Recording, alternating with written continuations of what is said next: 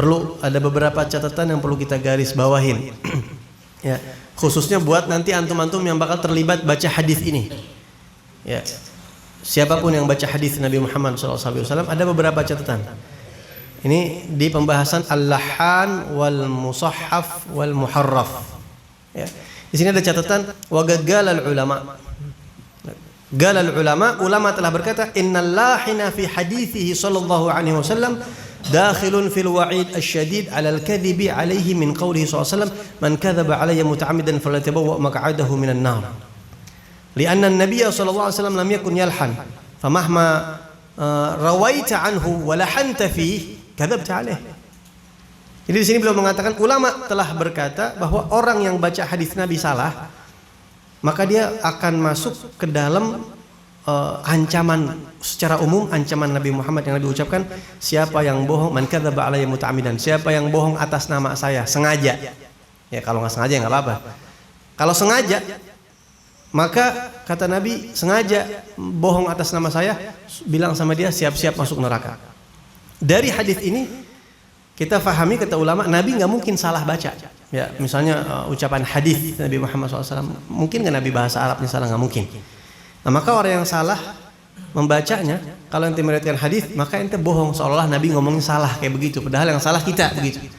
Maka kita bisa masuk termasuk orang yang bohong atas nama Nabi Muhammad SAW, seolah Nabi ngomongnya salah begitu.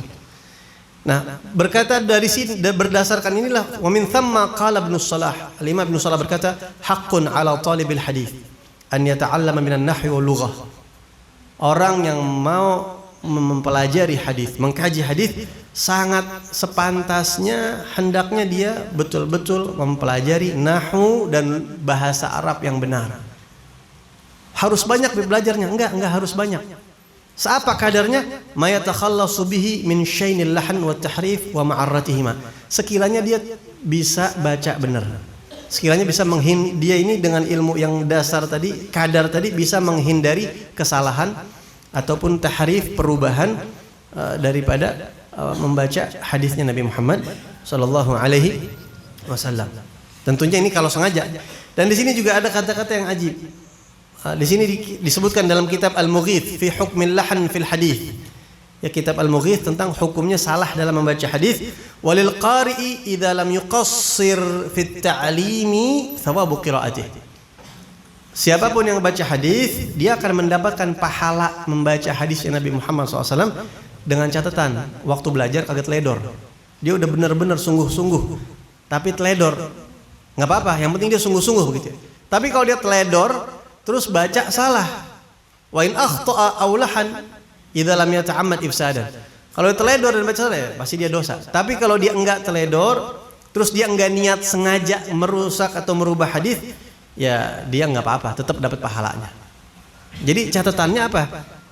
Salah baca hadis enggak masalah. Yang penting pertama dia enggak niat merubah hadis itu, emang enggak sengaja. Yang kedua, waktu belajar dia udah sungguh-sungguh, belajar nahwu ngafalin, belajar sorof ngafalin, cara ngucap. Makanya anak kalau santri di kelas itu kurang alif lam aja, anak nggak terima tuh bacaan. Kurang alif lam kayak salah, kadang-kadang ada tambahan ini, tambahan, anak nggak terima, harus perfect baca sama anak. Antum perhatiin yang di kelas-kelas tuh Tsanawi, nggak bisa hatta tanwin dikurangin, tajwid harus perfect benar baca, rapi.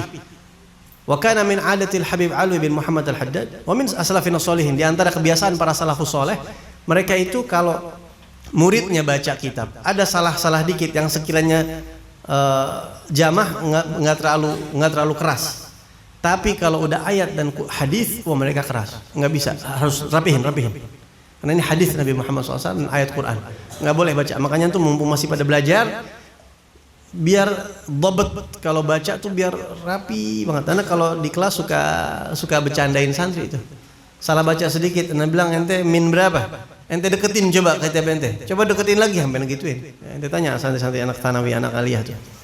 Nah, karena penting apalagi saat membaca hadis. Wa'lam, dan ini penting, ini kata Abu Yasin Al-Maliki. Beliau kasih catatan, wa'lam anna man arada qira'ata kutubil hadis.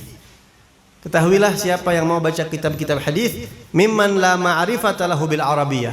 Bagi orang yang memang tidak punya wawasan dasar tentang bahasa Arab, ini buat orang-orang di luar, kan ada majlis-majlis Bukhari itu, ya, di majlis-majlis para habaib kita di luar, biasanya kadang-kadang ada yang pengen ikut tabarruk.